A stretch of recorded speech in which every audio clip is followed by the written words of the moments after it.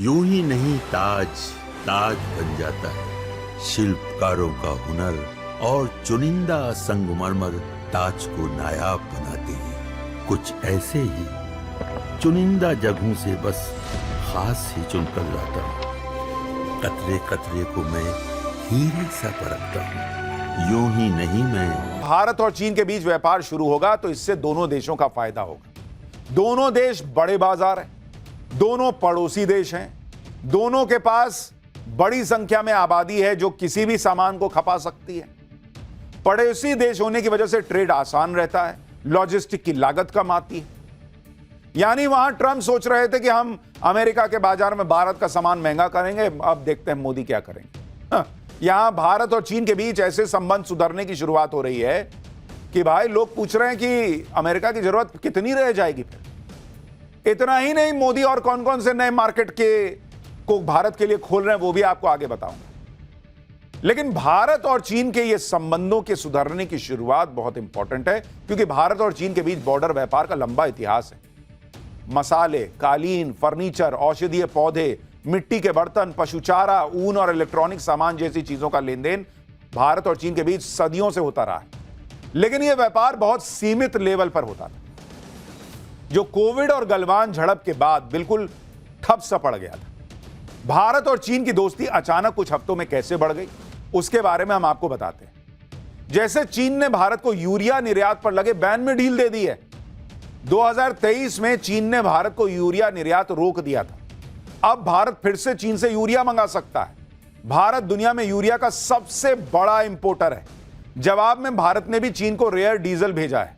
4,96,000 barrel ultra low sulphur diesel Bharat चीन को दे रहा है। भाई दुनिया हैरान है कि क्या ही हो रहा है। जो चीन ये कहते हुए यूरिया देने से मना कर रहा था कोविड के बाद कि नहीं हमारे यहां अपनी खपत नहीं दे पाएंगे सबको, फिर दूसरों के लिए खोला तब भी भारत को नहीं दिया। अब अचानक चीन खुद आगे बढ़ के कह रहा है कि लो ना दोस्त यूरिया ले लो हमारे यहां से। तो भारत भी कह रहा है कि हमारे यहां से डीजल ले लो। तो गजब हिसाब चल रहा है भाई। ट्रंप के चक्कर में ब्लेसिंग इन डिस्गाइज हो गया है क्या? इतना ही नहीं, अप्रैल में चीन ने भारत को झटका देने के लिए रेयर अर्थ मैग्नेट के निर्यात को सीमित कर दिया।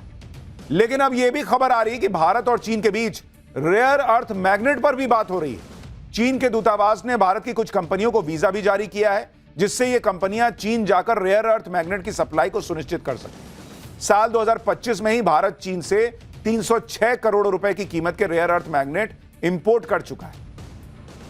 ऐसी भी खबरें हैं कि पीएम मोदी जब इसी महीने के अंत में चीन जाएंगे तो उस वक्त भी दोनों देशों के अधिकारियों के बीच रेयर अर्थ मैग्नेट की सप्लाई पर बात होगी। इसके अलावा यह भी खबर है कि भारत और चीन की बातचीत में जो टॉप एजेंडा है उसमें रेयर अर्थ मैग्नेट, फर्टिलाइजर्स और फार्मास्यूटिकल्स शामिल है। यानी भारत और चीन कमोबेश इस वक्त इस तरह से एक दूसरे के हित के बारे में सोच रहे हैं जैसा दशकों से नहीं हुआ है। गजब ही हो रखा है। और ट्रंप अपने घमंड के चक्कर में भारत से दूरी बढ़ा रहे हैं।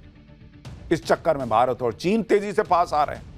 आप यह भी देखिए कि भारत की एयर इंडिया वॉशिंगटन के लिए फ्लाइट कुछ समय के लिए बंद कर रही, तो वहीं दूसरी तरफ सूत्रों के मुताबिक भारत और चीन के बीच अगले महीने से डायरेक्ट फ्लाइट शुरू हो सकती है।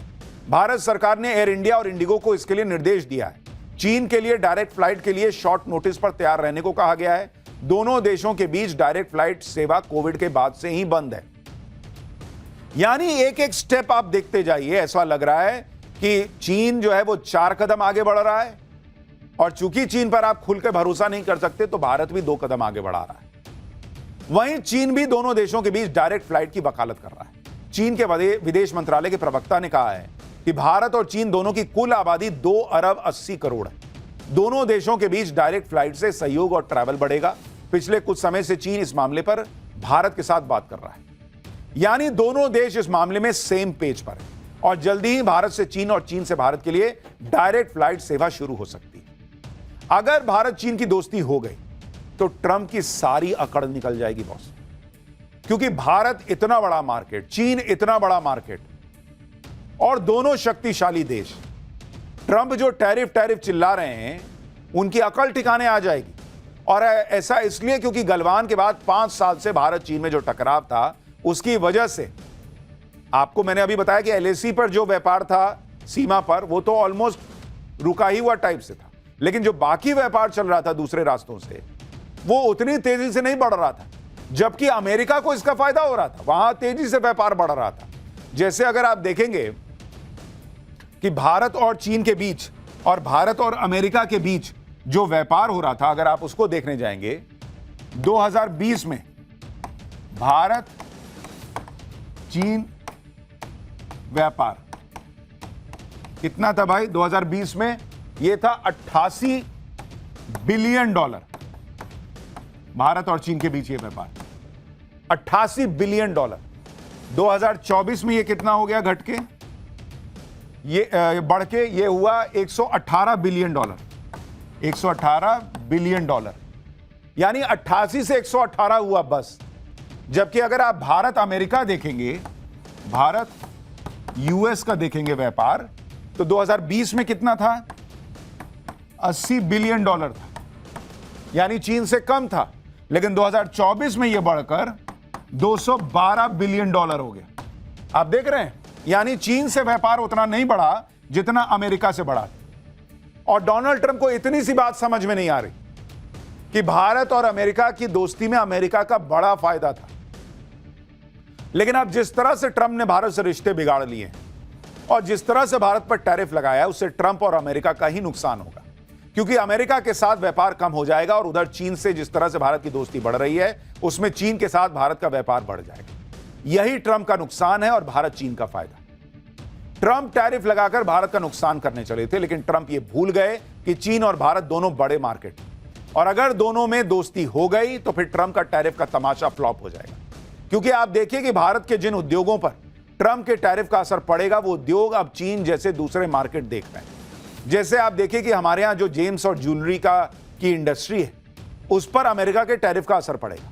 लेकिन भारत के gem and jewellery export promotion council यानी GJEPC के मुताबिक चीन और हांगकांग से भारत के हीरों और सोने के गहनों की भारी डिमांड आ रही है। जुलाई में भारत के हीरे, माणिक और ज्वेलरी के निर्यात में करीब 16% की बढ़त आई है। भारत के हीरों और आभूषणों का सालाना निर्यात 18,756 करोड़ रुपए पहुंच गया है।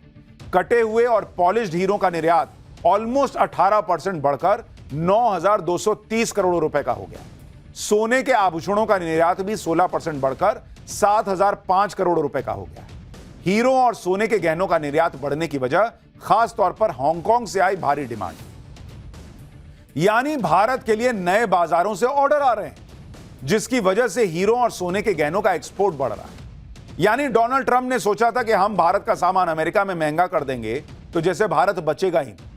भाई, भारत आपदा में अवसर तलाशने वाला देश है, वो और मार्केट तलाश लेगा। तुम अकेले बैठे हो। एक तरफ भारत नए नए बाजार तलाश रहा है, दूसरी तरफ भारत दूसरे देशों के साथ अपनी ट्रेड डील को भी तेजी से आगे बढ़ाने में लगा है, ताकि भारत के एक्सपोर्टर्स को नए नए मार्केट मिल सके। खबर है कि भारत ने यूरोपियन यूनियन को और कुछ लैटिन अमेरिकी देशों के साथ फ्री ट्रेड एग्रीमेंट को फास्ट ट्रैक कर दिया है। साल 2024 में यूरोपीय यूनियन भारत का दूसरा सबसे बड़ा ट्रेडिंग पार्टनर है। इसके अलावा Bharat Chile, Peru, Ireland, Norway, Switzerland के साथ भी FTA पर बात कर रहा है। पिछले महीने ही पीएम मोदी ने यूके के साथ फ्री ट्रेड एग्रीमेंट किया है, जिसमें दोनों देशों के बीच द्विपक्षीय व्यापार दोगुना होने की उम्मीद है। और मैंने आपको याद है पाठशाला में दिखाया था, जिस वक्त ट्रंप ने पूरी दुनिया में टैरिफ का हंगामा शुरू ही किया था और तब भारत पर टैरिफ उतना लगाया भी नहीं था, तभी नरेंद्र मोदी ने, आपको याद होगा, यूरोपीय यूनियन के अध्यक्ष से मुलाकात कर ली। तभी मोदी ने शुरू कर दिया था भाई कि इसका भरोसा नहीं है जो इसके लक्षण दिख रहे हैं ट्रंप के, दूसरा रास्ता देखो किधर से हाईवे पे से होकर निकलना है। इसके अलावा पीएम मोदी ने भारत के एक्सपोर्ट को बढ़ावा देने पर भी जोर दिया। मोदी सरकार जल्द ही निर्यात को बढ़ावा देने के लिए 2,250 करोड़ रुपए खर्च करेगी। इसमें MSME से जुड़े एक्सपोर्टर्स की संख्या बढ़ाने और फर्स्ट टाइम एक्सपोर्टर्स की आर्थिक मदद की जाएगी। उन्हें आसान शर्तों में लोन देना, विदेशों में वेयर हाउसिंग की सुविधा देने जैसी सहायता मिलेगी। इसके अलावा कॉमर्स मिनिस्टर पीयूष गोयल भी उन स्टेक होल्डर से बातचीत कर रहे हैं जो ट्रंप के टैरिफ की वजह से प्रभावित हो रहे हैं। एक तरफ चीन भारत के साथ व्यापार बढ़ाने पर जोर दे रहा है, दूसरी तरफ चीन और भारत बॉर्डर विवाद को सुलझाने पर भी जोर दे रहे हैं। इसके लिए चीन के विदेश मंत्री अगले हफ्ते भारत आ रहे हैं। चीन के विदेश मंत्री वांग यी खास तौर पर बॉर्डर विवाद पर बात करने के लिए भारत आ रहे हैं। यहां वो NSA अजीत डोभाल से बात करेंगे, भारत और चीन के बीच स्पेशल रिप्रेजेंटेटिव्स मैकेनिज्म है। इसी के तहत चीन के विदेश मंत्री और एनएसए के बीच स्पेशल रिप्रेजेंटेटिव्स डायलॉग का दूसरा राउंड होगा। इससे पहले एनएसए डोभाल भी पिछले साल स्पेशल रिप्रेजेंटेटिव डायलॉग के लिए चीन गए थे। पिछले साल जब पीएम मोदी और चीन के राष्ट्रपति शी जिनपिंग 5 साल बाद मिले थे, तब दोनों नेताओं के बीच इस बात पर सहमति बनी थी कि वो रुकी हुई बातचीत को आगे बढ़ाएंगे। उसी सहमति के तहत चीन के विदेश मंत्री भारत आ रहे हैं, यानी चीन भी संकेत दे रहा है कि वो भारत के साथ बॉर्डर विवाद सुलझाने को लेकर बहुत गंभीर है। चीन हर दिन भारत की दोस्ती पर नए नए बयान दे रहा है। चीन के विदेश मंत्री की भारत यात्रा को लेकर चीन के विदेश मंत्रालय के प्रवक्ता ने आज ही एक बयान जारी किया है कि भारत और चीन कई लेवल पर बातचीत कर रहे हैं। चीन की तरफ से कहा गया है कि वो भारत के साथ मिलकर काम करने को तैयार है। चीन ने कहा कि दोनों देशों के बीच राजनीतिक पारस्परिक विश्वास को मजबूत करने, व्यावहारिक सहयोग को बढ़ाने, मतभेदों को उचित ढंग से निपटाने के लिए चीन भारत के साथ मिलकर काम करने को तैयार है। इसके अलावा चीन के विदेश मंत्रालय की तरफ से कहा गया कि भारत और चीन दोनों बड़े विकासशील देश हैं और ग्लोबल साउथ के अहम सदस्य हैं। भारत और चीन के सहयोग